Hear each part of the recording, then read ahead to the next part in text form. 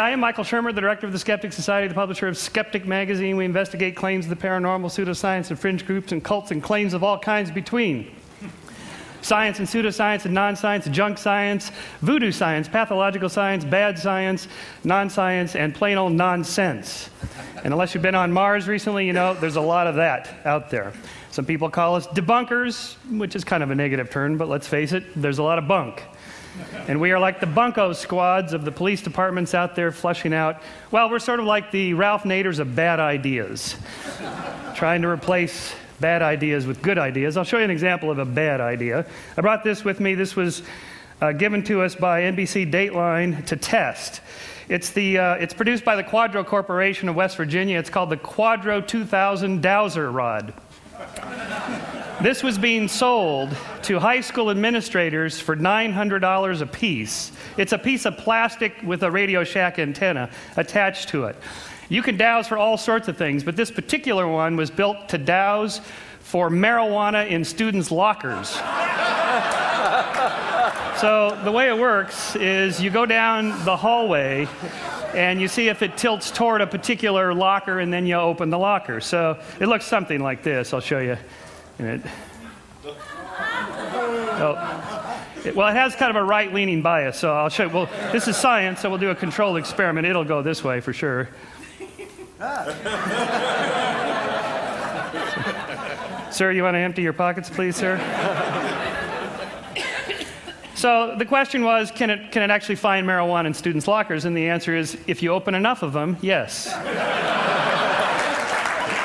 But in science, we have to keep track of the misses, not just the hits, and that's probably the key lesson to my short talk here, is that this is how psychics work, astrologers and tarot card readers and so on. People remember the hits, they forget the misses. In science, we have to keep the whole database and look to see if the number of hits is somehow stands out from the total number that you would expect by chance. In this case, we tested it. We had two opaque boxes, one with government-approved THC marijuana and one with nothing, and it got it 50% of the time, which is exactly what you'd expect with a coin flip model. So that's just kind of a fun little example here of the sorts of things we do. Skeptic is the quarterly publication. Each one has a particular theme. Like this one is on the future of intelligence. Are people getting smarter or dumber? I have an opinion of this myself because the business I'm in. But in fact, people, it turns out, are getting smarter. Three IQ points per 10 years going up. Sort of an interesting thing. With science, don't think of skepticism as a thing, or even science as a thing. Are science and religion compatible? It's like, is science and plumbing compatible? They're just two different things. Science is not a thing, it's a verb. It's a way of thinking about things. It's a way of looking for natural explanations for all phenomena. I mean, what's more likely, that extraterrestrial intelligences or multidimensional beings travel across the vast distances of interstellar space to leave a crop circle in Farmer Bob's field in Pucker Brush, Kansas to promote Skeptic.com, our webpage? Or is it more likely that a reader of Skeptic did this with Photoshop? And in all cases, we have to ask, what's the more likely explanation? And before we say something is out of this world, we should first make sure that it's not in this world. What's more likely, that Arnold had a little extraterrestrial help in his run for the governorship, or that the World Weekly News makes stuff up? And part of that, the same theme, is expressed nicely here in the Sidney Harris cartoon. For those of you in the back, it says here, then a miracle occurs. I think you need to be more explicit here in step 2. This single slide completely dismantles the intelligent design arguments. There's nothing more to it than that. You can say a miracle occurs, it's just that it doesn't explain anything. It doesn't offer anything. There's nothing to test. It's the end of the conversation for intelligent design creationists. Whereas, and it's true, scientists sometimes throw terms out as linguistic place fillers, dark energy or dark matter or something like that. Until we figure out what it is, we'll just call it this. It's the beginning of the causal chain for science. For intelligent design creationists, it's the end of the chain. So again, we can ask this, what's more likely, are UFOs, alien spaceships, or perceptual cognitive mistakes, or even fakes? This is a UFO shot from my house in Altadena, California, looking down over Pasadena. And if it looks a lot like a Buick hubcap, it's because it is. You don't even need Photoshop, you don't need high-tech equipment, you don't need computers. This was shot with a throwaway Kodak Instamatic camera. You just have somebody off on the side with a hubcap ready to go, cameras ready, that's it. So although it's possible that most of these things are fake or illusions or so on, and that some of them are real, it's more likely that all of them are fake, like the crop circles. On a more serious note, in all of science, we're looking for a balance between data and theory. In the case of Galileo, he had two problems when he turned his telescope to Saturn. First of all, there was no theory of planetary rings, and second of all, his data was grainy and fuzzy, and he couldn't quite make out what it was he was looking at. So he wrote that he has seen, I have observed that the furthest planet has 3 bodies, and this is what he ended up concluding that he saw. So without a theory of planetary rings and with only grainy data, you can't have a good theory. And it wasn't solved until 1655. This is Christian Huygens' book in which he cataloged all the mistakes that people made in trying to figure out what was going on with Saturn. It wasn't until Huygens had two things. He had a good theory of planetary rings and how the solar system operated, and then he had better telescopic, more fine-grained data in which he could figure out that as the Earth is going around faster, according to Kepler's laws, than Saturn, then we catch up with it and we see the angles of the rings at different angles there, and that's in fact turns out to be true. The problems with having a theory is that your theory may be loaded with cognitive biases. So one of the problems of explaining why people believe weird things is that we have things on a simple level, and then I'll go to more serious ones, like we have a tendency to see faces. This is the face on Mars, which was in 1976, so there was a whole movement to get NASA to photograph that area because people thought this was monumental architecture made by Martians. Well, it turns out here's the close-up of it from 2001. If you squint, you can still see the face. And when you're squinting, what you're doing is you're turning that from fine grain to coarse grain. And so you're reducing the quality of your data. And if I didn't tell you what to look for, you'd still see the face because we're programmed by evolution to see faces. Faces are important for us socially. And of course, happy faces, faces of all kinds are easy to see. You can see the happy face on Mars there. If astronomers were frogs, perhaps they'd see Kermit the Frog. Do you see him there? Little froggy legs. Or if geologists were elephants. Religious iconography discovered by a Tennessee baker in 1996. He charged $5 a head to come see the nun bun until he got a cease and desist from Mother Teresa's lawyer. Here's Our Lady of Guadalupe and Our Lady of Watsonville, just down the street, or is it up the street from here? Tree bark is particularly good because it's nice and grainy, branchy, black and white, splotchy, and you can get the pattern-seeking. Humans are pattern-seeking animals. Here's the Virgin Mary on the side of a glass window in Sao Paulo. Here's the Virgin Mary made her appearance on a cheese sandwich, which I got to actually hold in a Las Vegas casino, of course, this being America. This casino paid $28,500 on eBay for the cheese sandwich. But who does it really look like? The Virgin Mary? Has that sort of puckered lips, 1940s era look. Virgin Mary in Clearwater, Florida. I actually went to see this one.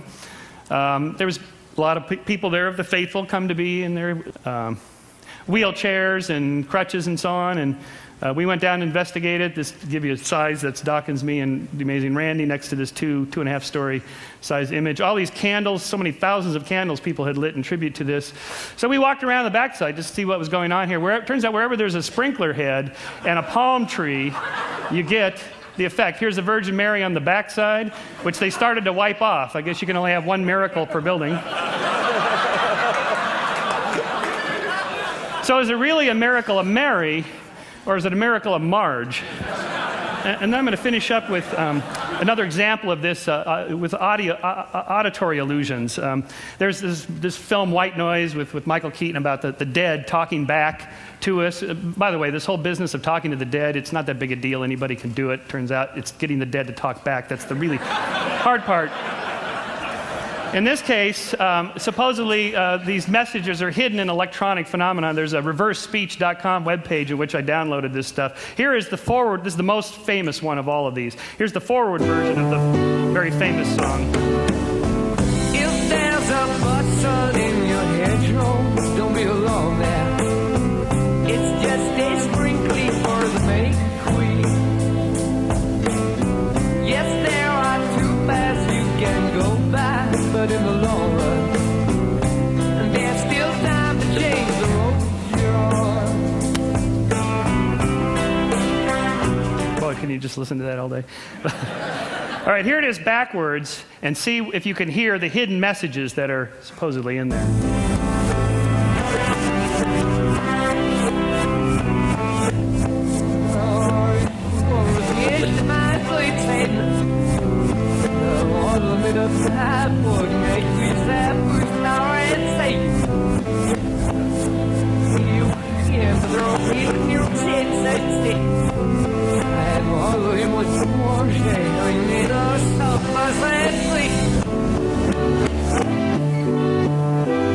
What'd you get? Satan. Okay, well, at least we got Satan. Now I will prime your auditory part of your brain to tell you what you're supposed to hear, and then hear it again.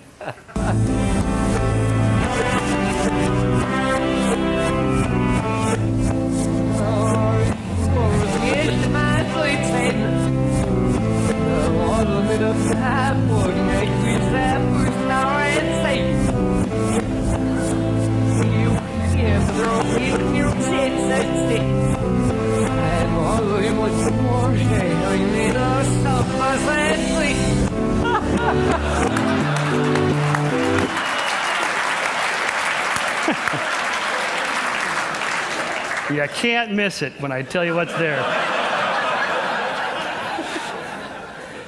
All right, I'm going to just end with a positive, a nice little story about the Skeptics is a nonprofit educational organization. We're always looking for little good things that people do. In England, there's a pop singer, one of the top popular singers in England today, Katie Melua, and she wrote a beautiful song. It was in top 5 in 2005, called 9 Million Bicycles in Beijing. It's a love story. She's sort of the Norah Jones of the UK, about how much she loves her guy and compared to 9 million bicycles and so forth. And she has this one passage here. We are 12 billion light years from the edge. That's a guess. No one can ever say it's true, but I know that I will always be with you. Well, that's nice. At least you got it close. In America, it would be we're 6,000 light years from the edge. But my friend Simon Singh, the particle physicist, now turned science educator, and he wrote the book The Big Bang and so on, uses every chance he gets to promote good science. And so he wrote an op-ed piece in The Guardian about Katie's song, in which he said, well, we know exactly how far from the edge, it's 13.7 billion light years, and it's not a guess. We know within a precise error bars there how close it is, and so we can say, although not absolutely true, that it's pretty close to being true. And to his credit, Katie called him up after this op-ed piece came out and said, I'm so embarrassed. I was a member of the astronomy club, and I should have known better. And she recut the song, so I will end with the new version. We are 13.7 billion light years from the edge of the observable universe. That's a good estimate with well-defined error bars. And with the available information, I predict that I will always be with you. How cool is that?